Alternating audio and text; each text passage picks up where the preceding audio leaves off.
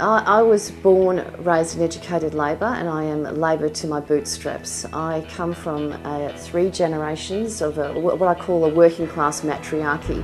My great-grandmother was a domestic and she worked in the Western District of Victoria. My grandmother was also a domestic. She worked 3 jobs actually, and she was on her own. She had 7 kids to raise on her own. She was in a housing commission house, and she did it pretty tough. And her abiding fear was that because she was poor, the state was going to take her kids away. Over the last few months, I've been out and about meeting with our members throughout the country as chair of the National Policy Committee, and it's been a real privilege to meet with those people, with those members, and see how committed they are to making sure that the Labor Party is the best it can be. I want to see an active and energised and empowered membership. I saw it firsthand last year when I went through the pre-selection process. We have a rank and file pre-selection process here in Canberra, and it was incredibly rigorous and vigorous and tough, and that was a good thing because it meant that all the candidates were really put through their paces. I want people actually engaged in policy. I want them actively engaged in the processes of the party like they were last year in our pre-selection process. I want them actively engaged in shaping a social democratic party, the Labor Party for Australia, and also shaping Australia's future. That's my vision. I think it gets back to this notion of enriching the membership experience and making sure that it is a great experience, it's an energetic experience, and it is an experience that excites our members. And so it's not just a case of turning up to a branch meeting sort of once a month and going through the motions of the agenda and then leaving. It is much, much more than actually that. So I'd like to see greater access to electorate representatives through a range of vehicles, either through meetings and ministers or shadows or people from the union movement or community leaders coming in and talking to the members and listening to the members, and the members actually sort of, again, engaging, having that dialogue with their elected representatives. I'd like to see more vehicles for that, and that can actually be through face-to-face mechanisms, through meetings, or it can be through online mechanisms. But I'd like to see something that sort of approach adopted at the metropolitan level and at the non-metropolitan level.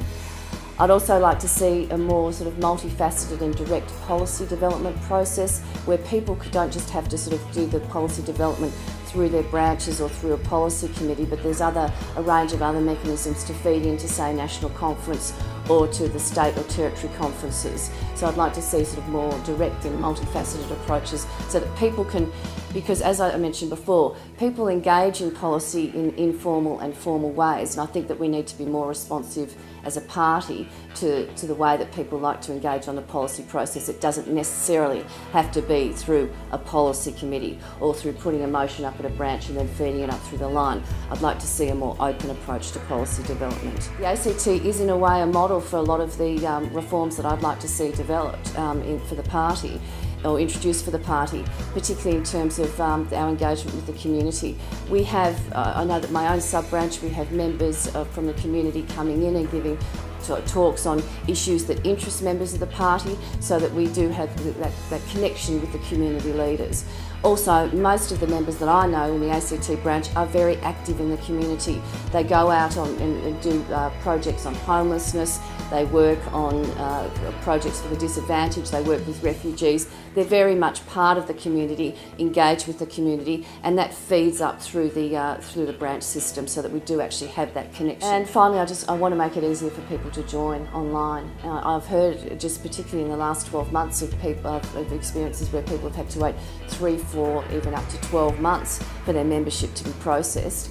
And I think that in a modern organisation, that's just not acceptable. We need to be responsive and flexible in our approaches to membership and signing up new members, and we need to use as many modern mechanisms as possible, and online being one of them. First off, I just want to say that I really welcome the review. I think that any review of the party processes and the way that the party's working and how we can make improvements is a good thing. I'm always, into continuous improvement and lessons learned and actually reflecting on how we can always do better, and so I welcome the review. The recommendations that I find I'd like to see implemented with priority are those that I've spoken about before in terms of the themes. I particularly like the community engagement recommendation, where we engage with community organisations, we speak to them, and as I said, we're doing that in the ACT already. The ACT branches and the individuals in the branches are very, very connected to the community, and I think that applying that at the national level would be terrific. I also like the recommendation on training and providing training on campaigning and a range of other areas across the party. I think that's a really great idea as well. In terms of the branch correspondence, I think that's a long overdue recommendation. I mean, it's a bit sad that we actually have to make that recommendation, but I do think that is, I know that just from my conversations with branch members here in Canberra, they are keen again, it's getting back to people actually being heard. It's getting back to this sort of dialogue that I was talking about before. I'm keen for that dialogue to happen, for it to sort of be a two-way conversation, and for people to actually to have a say, but also to be listened to as well. The idea of primaries, I think it's an idea that is worth consideration, and it's interesting that people are trialling it. I know that they've trialled it in Victoria, that I understand that they're going to be trialling it in New South Wales. But I think that what we need to focus on at the moment is getting back to this richer, more active, more empowered membership, actually looking to see how we can enhance our members and what they do at the moment. I also believe that there should be privileges associated with being a member of this great party, and that pre-selection and being involved in the processes and pre-selecting candidates should be one of them.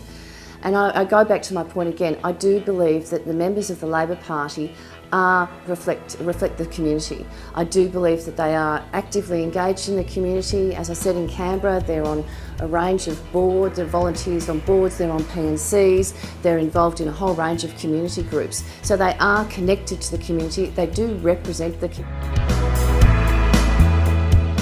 I've been a proud member of the MEAA for a very long time, and I used to be a workplace delegate, and I was involved in the negotiation on the first EBA in the public service many years ago, and so I'm proudly union. The Labor Party was born from the union movement, and it's intertwined with our future. It's an integral part of the Labor Party.